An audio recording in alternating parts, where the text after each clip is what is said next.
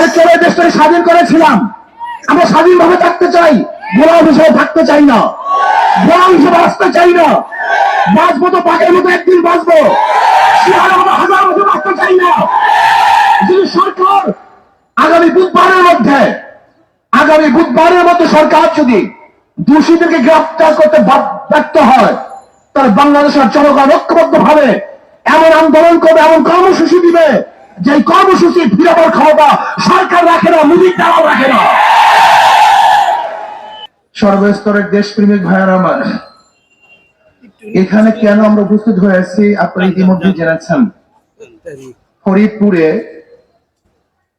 দুই সহোদর ভাইকে বেঁধে রেখে সারা রাত নির্যাতন করে অবৈধভাবে হত্যা করা হয়েছে।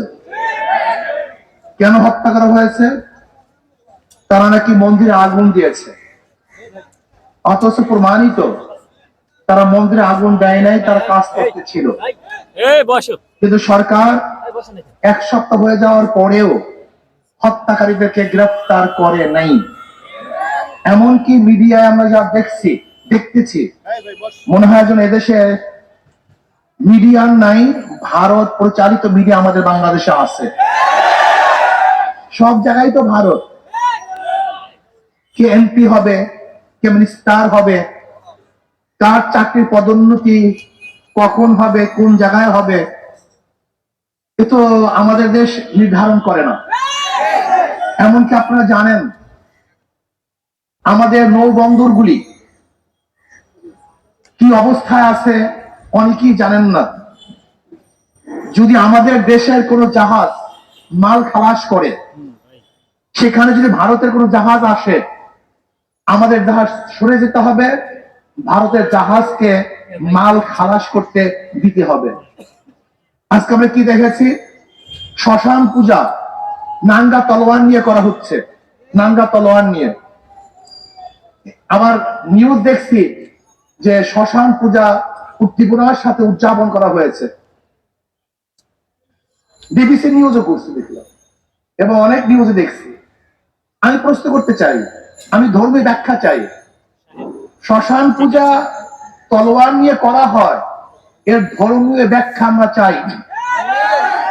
যদি ধর্মীয় ব্যাখ্যা না দিতে পারে, তাহলে আমরা মনে করব এর উস্কানি, এবং যারা এর পক্ষে নিউজ করেছে তারাও এদেশের নাগরিক নয়, এরা এদেশকে ধ্বংস করার চক্রান্তে লিপ্ত।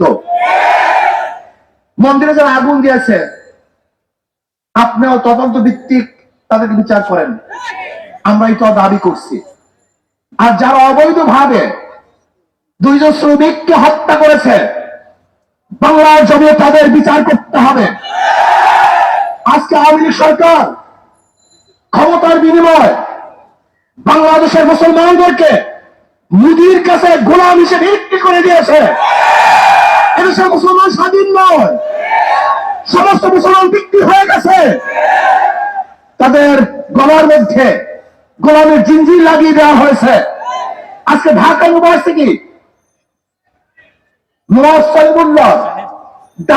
ইউনিভার্সিটি মুসলমানদের জন্য ইউনিভার্সিটি করা হয়েছিল।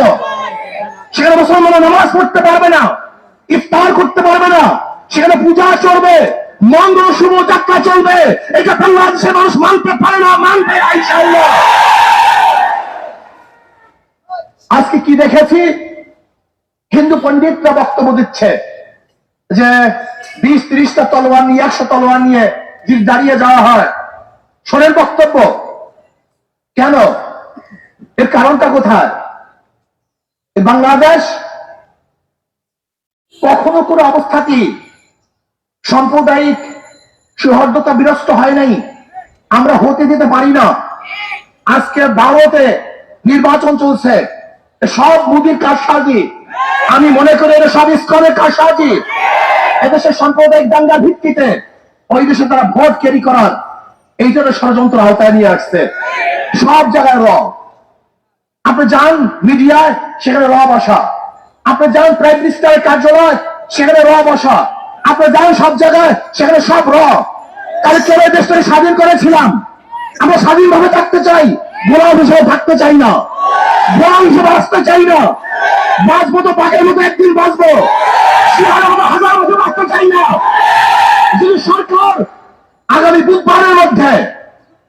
বুধবারের মধ্যে সরকার যদি দোষীদেরকে গ্রেফতার করতে ব্যর্থ হয়, তাহলে বাংলাদেশের জনগণ ঐক্যবদ্ধ ভাবে এমন আন্দোলন করবে, এমন কর্মসূচি দিবে, যে কর্মসূচি ফিরাবার ক্ষমতা সরকার রাখে না, মোদীর দালাল রাখে না। আমি মনে করি এই সরকার জনগণের সরকার নয়, বর্তমান সরকার আওয়ামী লীগ সরকার মোদী কর্তৃক নিয়োজিত সরকার। কাজে মোদী কর্তৃক নিয়োজিত সরকার বাংলাদেশের জনগণ দেখতে চায় না, দেখবে না ইনশাআল্লাহ। আজকে শিক্ষার ব্যবস্থার অবস্থা দেখেন, কালকে রাত্রে দেখলাম সেখানে বিভিন্ন পূজা আশ্রার কথা নিয়ে আসা হয়েছে। আজকে আমাদের কোমলমতি বাচ্চাদেরকে ড্যান্স গান শিক্ষা দেওয়ার সম্পূর্ণ ব্যবস্থা করা হয়েছে।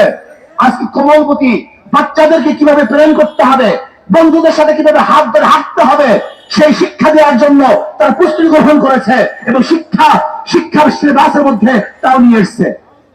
কি চলতেছে? এইভাবে দেশ চলতে পারে না। আজকে আপনি দেখেছেন যে খাগড়াছড়িতে মৈত্রী সেতুর নামে ভারতের সাথে বিশাল সেতু করা হয়েছে। আজকে বিবাড়িয়া থেকে বিশাল রোড ভারতকে দেওয়া হয়েছে। তার মানিতে এরকম মনে হয় যেন অচিরি ভারত এদেশ কন্ট্রোল করবে, এদেশ শাসন করবে, সেই পূর্ব প্রস্তুতি চলতেছে। আমি বলবো আওয়ামী লীগ সরকার, আপনি ক্ষমতার জন্য গোলামি করতে পারেন, কিন্তু বাংলাদেশের জনগণ কোন অবস্থাতেই ভারতের গোলামি করবে না, করতে পারে না ইনশাআল্লাহ। যদি রক্ত দিতে হয় আমরা রক্ত দেব, জীবন দিতে হয় জীবন দেব, জেল খাটতে হয় জেল খাটবো, কিন্তু বাংলাদেশের জনগণ কোন দেশের গোলামি করবে না, করবে না, করবে না ইনশাআল্লাহ। আমরা পাকিস্তান থেকে স্বাধীন হয়েছি, তার আগে ভারত থেকে স্বাধীন হয়েছে। প্রয়োজনে এই স্বাধীনতা রক্ষা করার জন্য আরেকবার ইনশাআল্লাহ আন্দোলন করব, সংগ্রাম করব, এই দালাল সরকার উত্তর করবই করবে ইনশাআল্লাহ। কাজে যদি আগামী বুধবারের মধ্যে দোষীদেরকে গ্রেফতার করতে সরকার ব্যর্থ হয়, আগামী শুক্রবার বাংলাদেশের প্রত্যেকটা জেলায় এবং প্রত্যেকটা মহানগরী ইসলামী আন্দোলন বাংলাদেশ জনগণকে সাথে নিয়ে বিক্ষোভ মিছিল প্রদর্শন করবে ইনশাআল্লাহ। আর যদি এরপরও সরকার ব্যর্থ হয়, তাহলে পরবর্তীতে এমন কর্মসূচি দেব ইনশাআল্লাহ। বাংলাদেশের জনগণ এই ইস্যুতে রাস্তায় নামবে এবং দোষীদেরকে গ্রেফতারের জন্য সরকারকে বাধ্য করবে এবং এই অবৈধ সরকারকে বিদায় করতে বাধ্য করবে ইনশাআল্লাহ। আল্লাহ আমাকে এবং আমাদের সবাইকে এই মিছিলে অংশগ্রহণ করার তৌফিক দান।